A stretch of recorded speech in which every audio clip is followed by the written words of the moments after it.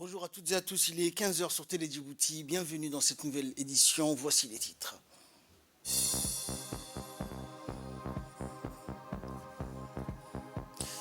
Réception officielle au Djibouti Palace Kempinski à l'occasion de la fête nationale de l'État du Qatar.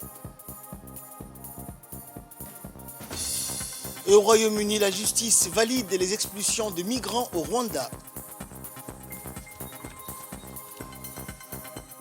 Voilà pour les titres, bonjour à tous. Le Djibouti Palace Kempinski a abrité hier soir une réception officielle à l'occasion de la fête nationale de l'État du Qatar. Les invités ont été reçus par l'ambassadeur de l'État du Qatar à Djibouti, le docteur Rachid Ben Shafii Al-Fahida Al-Marri, entouré de ses proches collaborateurs.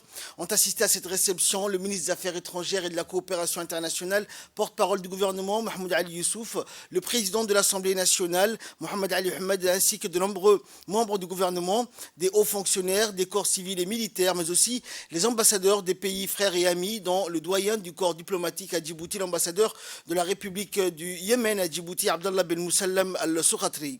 À cette occasion, les participants ont félicité l'ambassadeur du Qatar pour la célébration de la fête nationale de son pays et pour le grand succès réalisé par le Qatar concernant l'organisation de la Coupe du Monde de la FIFA 2022. Ils ont également salué les grands progrès réalisés par l'État frère dans divers domaines et sa présence de premier plan dans les forums régionaux et internationaux.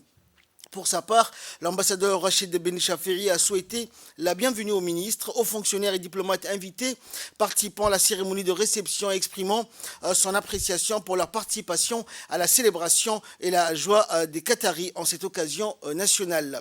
Et après l'interprétation successive des hymnes nationaux de deux pays, Djibouti et du Qatar, les responsables ont procédé au symbolique geste de coupure du gâteau d'anniversaire, donnant ainsi le coup d'envoi de la cérémonie festive.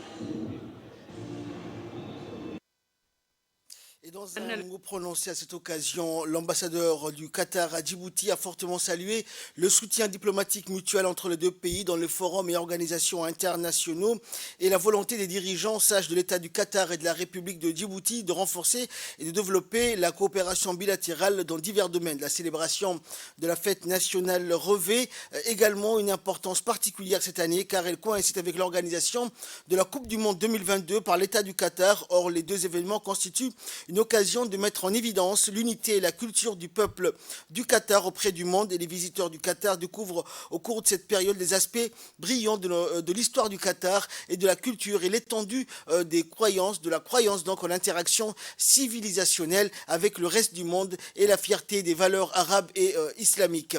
Au cours des dernières années, a indiqué l'ambassadeur du Qatar à Djibouti, les relations bilatérales entre l'État du Qatar et la République de Djibouti ont connu un progrès remarquable, que ce soit en termes de visites mutuelles et en particulier les visites du président Ismaël Omar Guelleh à Doha pour assister à la Coupe arabe et à la Coupe du monde FIFA Qatar 2022 ou encore en termes d'accords conclus entre les deux pays, notamment l'accord de transport aérien et l'accord de partenariat tripartite pour la promotion de l'éducation qui vise à scolariser 35 000 enfants à Djibouti. Et à cet égard, il ne faut pas appuyer, a conclu l'ambassadeur, l'appui diplomatique mutuel assuré par le leadership rationnel de l'État du Qatar et de la République de Djibouti entre les deux pays dans les instances et organisations internationales. De son côté, le ministre des Affaires étrangères et de la coopération internationale, Mahmoud Ali Youssouf, a prononcé un discours durant lequel il a félicité les dirigeants, le gouvernement et le peuple du Qatar pour la célébration de la fête nationale. Il a affirmé que les progrès réalisés par l'État frère du Qatar ne sont pas sortis d'un vide, mais grâce aux politiques éclairées menées par l'État, soulignant en même temps les relations solides entre Djibouti et le Qatar. Le chef de la diplomatie djiboutienne, porte-parole du gouvernement, a noté que les relations bilatérales entre les deux pays repose sur des bases solides pour atteindre des objectifs communs. Le ministre des Affaires étrangères a également profité de cette occasion pour saluer les efforts déployés par le Qatar dans l'organisation de la Coupe du Monde de football 2022, soulignant qu'il a prouvé à la communauté internationale sa capacité et son efficacité dans l'organisation de ce type d'événements sportifs internationaux. La ministre de la Ville, de l'Urbanisme et de l'Habitat, Amina Abdi Aden, à la tête d'une importante délégation, a pris part aux travaux de la 39e session du Conseil des ministres en charge de l'urbanisme et de l'habitat des pays arabes tenue du 18 au 20 décembre au Caire, en Égypte.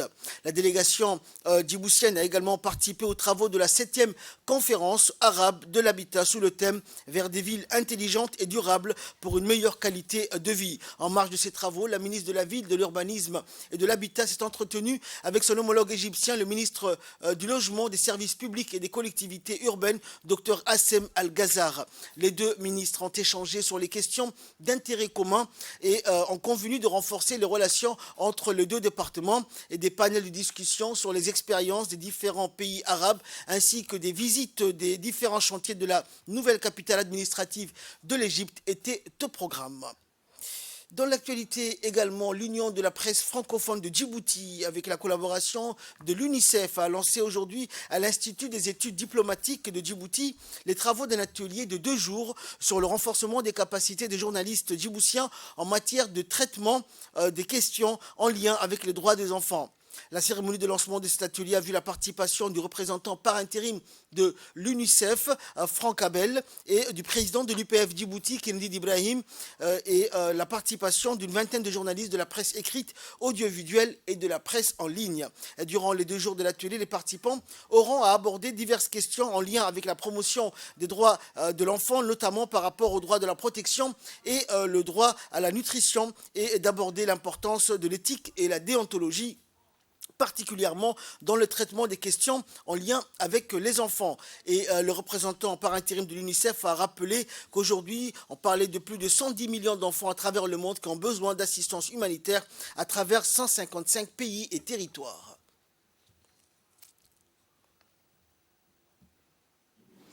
Et près de 400 millions d'enfants dans le monde aujourd'hui vivent dans des zones de conflit. 400 millions d'enfants, c'est un peu moins que la moitié des enfants vivant dans le monde. Aujourd'hui, à Djibouti, je pense qu'il y a lieu de se féliciter et de se réjouir de chiffres clés concernant la santé des enfants. Ce que nous donnent les chiffres officiels, c'est 96% aujourd'hui des enfants ont un accès à l'école primaire, c'est ce qu'on appelle le taux brut de scolarisation. On sait aussi que le taux de mortalité est extrêmement bas, puisqu'il est à peu près de 58 enfants pour 1000 naissances qui décèdent, et ce qui place Djibouti dans une très bonne position.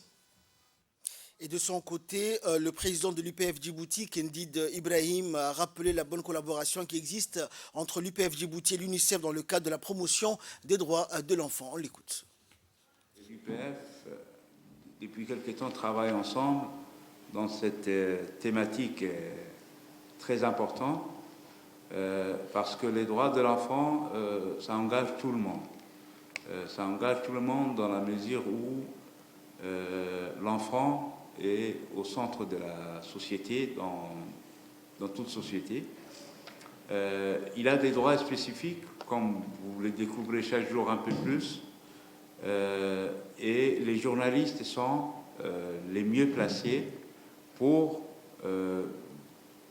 d'abord s'imprégner eux-mêmes ces droits et ensuite, après, les vulgariser au niveau de la société au niveau des médias qui œuvrent dans la vie de tous les jours. Les médias devraient se donner la mission de populariser les droits de l'enfant, autrement dit, de l'expliquer aux enfants eux-mêmes aussi, parce que les enfants ne sont pas conscients aussi de leurs droits. Parce que les enfants sont les premiers concernés quand on parle de leurs droits aussi. Les médias ont aussi le pouvoir de pointer du doigt certaines violations des droits de l'enfant et interpeller les institutions et les pouvoirs publics de contribuer à ces droits en tant que levier du développement.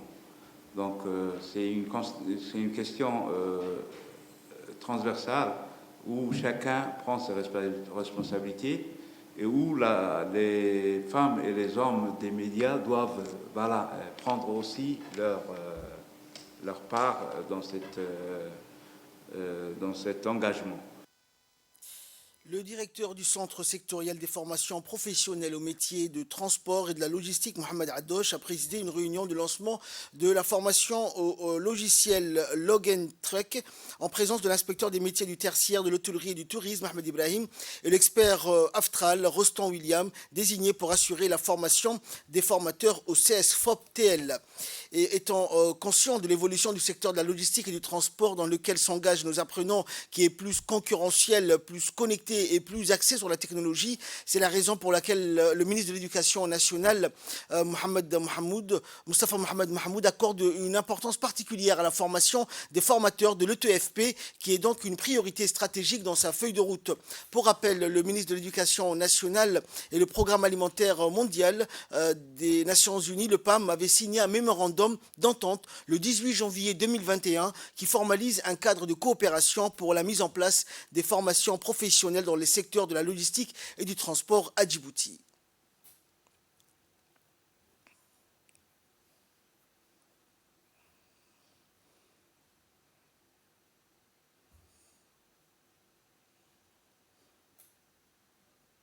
Le Log & Track sur l'enregistrement et la traçabilité de produits logistiques. On va pouvoir et au sein de votre école, de votre établissement, générer des fiches produits, des codes barres sur les produits pour enregistrer l'ensemble des flux logistiques inhérents à un entrepôt logistique, c'est-à-dire la réception, le stockage, la préparation de commandes, l'expédition, la tenue de stock. Cette formation d'une semaine sera plutôt dense et ponctuée effectivement par plein d'exercices qui vous permettront au fur et à mesure des années, d'étayer la théorie que vous avez avec vos stagiaires et de la mettre en pratique sur le terrain avec ce fameux logiciel Log & Track. Écoutons également l'intervention du directeur du centre sectoriel, Mohamed Hadoche. Nous sommes réunis en fait ce matin pour le lancement de la formation Logitrack, donc un logiciel spécialisé dans le domaine de la logistique et transport. Donc cette formation est financée par le PAM. Il y a eu une convention qui a été signée entre le MENFOP, le ministre de l'Éducation nationale et de la formation professionnelle, son Excellence M. Moustapha Mohamed Mahmoud, et le PAM, il y a 2 ans, juste après l'ouverture bien sûr de ce centre. Donc suite à ça, beaucoup d'actions ont été menées et aujourd'hui cette formation s'inscrit dans ce cadre de convention. Donc c'est une formation qui va durer pendant 1 semaine et donc nous invitons à tous les formateurs qui vont suivre bien sûr cette formation justement de bénéficier correctement cette formation-là qui va être utile bien sûr pour nos élèves. Dans le Nouvelle Nationale toujours, le directeur des affaires sociales, Mohamed Awale, a procédé hier dans la ville d'Obok en collaboration avec l'ambassadeur du Japon à Djibouti, Otsuka Omio, et la représentante résidente du PAM à Djibouti, Marie Njoroge, au lancement officiel du projet de transfert monétaire aux populations affectés par la hausse des prix des denrées alimentaires et la sécheresse. Dans un contexte social marqué par des multiples crises exogènes, dont la flambée des prix des denrées alimentaires, les sécheresses accrues et l'affaiblissement du pouvoir d'achat des populations, ce projet d'urgence survient au lendemain de l'appel à la solidarité nationale lancé par le président de la République visant à l'atténuation des effets de multiples chocs ayant impacté négativement la population djiboutienne. Le ministère des Affaires sociales et de solidarité, l'institution en charge de la coordination de l'aide sociale destinée aux ménages pauvres, collabore avec le PAM pour la mise en œuvre de ce projet financé à hauteur de 500 000 $ par le partenaire de choix qu'est le gouvernement du Japon.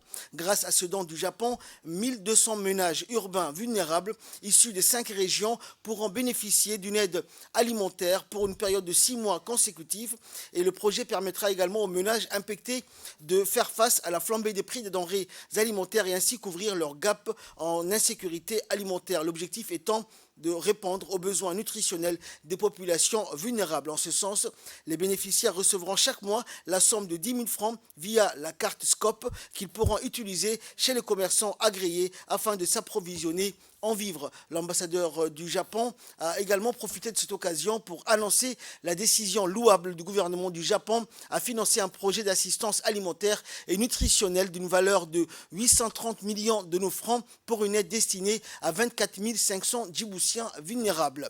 Cette collaboration entre le gouvernement japonais et le gouvernement djiboutien marque la concrétisation et le symbole d'une volonté commune d'entraide et de solidarité. Elle souligne également une détermination conjointe des deux États d'assurer une sécurité alimentaire aux plus vulnérables. Écoutons la représentante du PAM à Djibouti pour plus de précisions. C'est pour moi un immense plaisir d'être ici à Obok pour célébrer le lancement de ce projet d'aide d'agence qui est en réponse à la hausse générale des prix des vivres et de la détérioration de la sécurité alimentaire à cause de la sécheresse. Financé par le Japon, le PAM menait cette initiative en collaboration avec le ministère des Affaires sociales et de solidarité. La République de Djibouti a lancé une alerte de la sécheresse en février 2022 et un appel à la solidarité nationale a été lancé par le président de la République, son Excellence M. Ismail Omar Guelleh, le 10 mars 2022.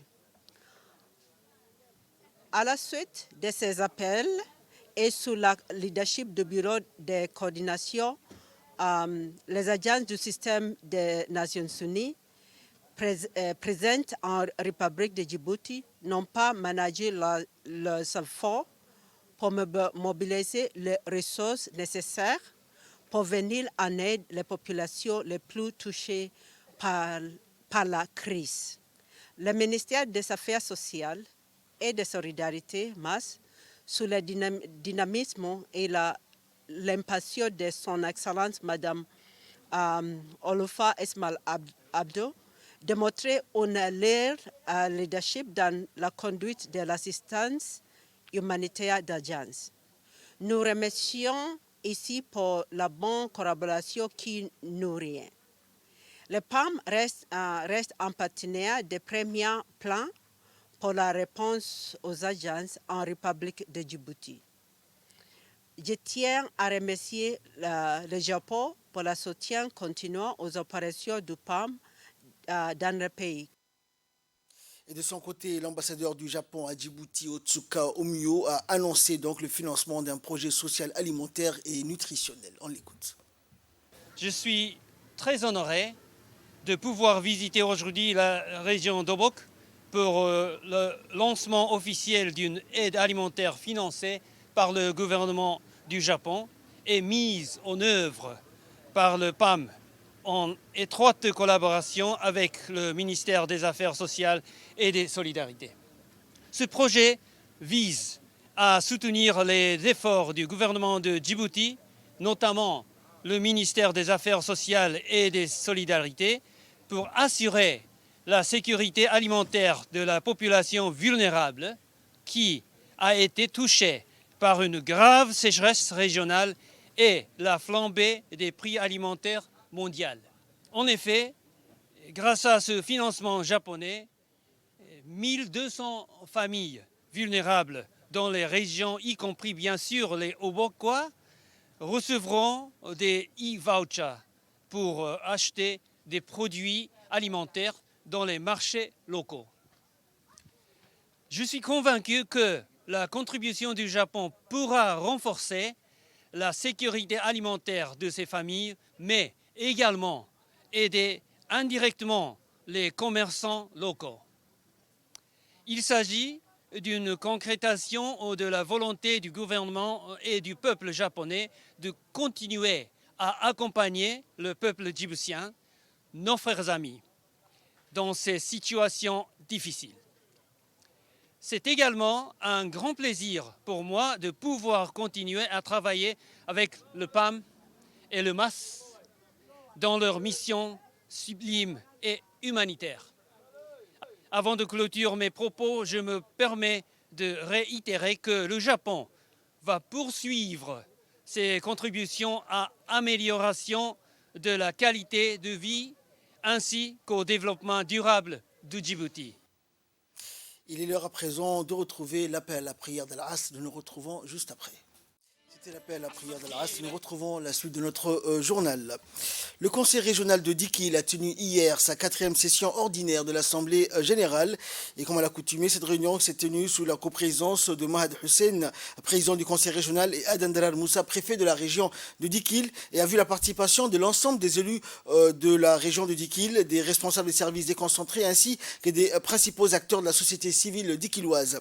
Était à l'ordre du jour 2 points saillants, dont l'adoption du budget prévisionnel 2023 du conseil régional et la validation des projets prioritaires pour l'année 2023. Et après les interventions des officiels, la séance a commencé avec une brève présentation des activités réalisées ou coordonnées par le conseil régional de Dikil au cours de l'année 2022, après quoi les points à l'ordre du jour ont été passés en revue par les participants qui, de part et d'autre, ont pu débattre sur leurs aspects de fond et de forme. À l'issue de cette réunion, il en est également ressorti la création d'une agence de la voirie de Dikil et la mise en place d'une journée intitulée Festi Unité et dédiée à l'unité nationale et à la cohésion sociale qui sera organisée et célébrée chaque année. Au terme de cette 4e session ordinaire, l'Assemblée générale a validé et adopté à l'unanimité les différents points soulevés pour l'année 2023. Écoutons pour plus de précision les interventions des autorités de la région de Dikil. Nous avons eu la 4e session de l'Assemblée régionale de Dikil. Durant cette assemblée, plusieurs thèmes ont été soulevés. Nous avons d'abord validé le budget de l'année 2023. Nous avons également validé les plans d'action de toutes les activités que le conseil régional de Dikil fera tout au long de l'année 2023. Nous avons la présence du préfet de la région et le service des voiries sera transféré au conseil régional. Et pour mettre en place un service adéquat des voiries, nous avons aujourd'hui créé l'agence de voirie de Dikil, où il y aura un responsable. Et cette agence servira la population de Dikil en matière de propriété. Comme vous le savez, nous sommes la ville de l'unité, une ville historique à travers ses différentes activités. Donc nous avons dédié à cette unité une journée dont nous avons appelé Fest Unité, qui sera organisée chaque année dans la région de l'unité. Elle a pour but de promouvoir l'unité nationale, de promouvoir la cohésion sociale, de promouvoir la paix. Ce sera surtout une fête des communautés dans laquelle nous allons inviter l'ensemble des régions et de la capitale pour souder l'unité nationale. Également, d'autres projets ont été soulevés, de grands projets, à savoir la construction d'un centre commercial, d'un hall pour les activités des cérémonies. Nous allons aussi réhabiliter le parc à bétail. Donc, nous avons validé ce plan d'action et nous espérons que l'année 2023, nous allons passer à un autre cap dans notre région. Je remercie à cette occasion le préfet de la région de Dikil qui nous a assistés, les responsables des différents services déconcentrés, les élus, mais aussi la société civile. Enfin, je profite de l'occasion pour adresser mes vœux de bonheur et de prospérité et de santé pour l'année 2023 au président de la République, chef de gouvernement, son Excellence M. Ismaël Ouerguélé, à la première dame, présidente de l'UNFT, Mme Khadra Mohamed Haïd, au Premier ministre, au gouvernement, au Parlement et l'ensemble de la population djiboutienne. Et ambiance similaire cette fois-ci dans la région de Tadjoura. Donc le conseil régional de Tadjoura a tenu la 5e session ordinaire de l'Assemblée générale de l'année 2022 auquel ont assisté l'ensemble des élus de la région. Parmi plusieurs questions à l'ordre du jour figurait notamment l'examen du budget de l'année 2023. La réunion a été présidée par le président du conseil régional, Omar Hussein Omar, qui a ouvert après avoir constaté donc le quorum. Et par la suite, les élus ont débattu des points figurant à l'ordre du jour, notamment l'examen et l'adoption du budget prévisionnel de l'année 2023 qui s'élève à la somme de 243 704 968 francs djibouti en recettes et en dépenses. Ensuite, les conseillers ont discuté de plusieurs points d'intérêt général et ont émis des propositions pour le bureau.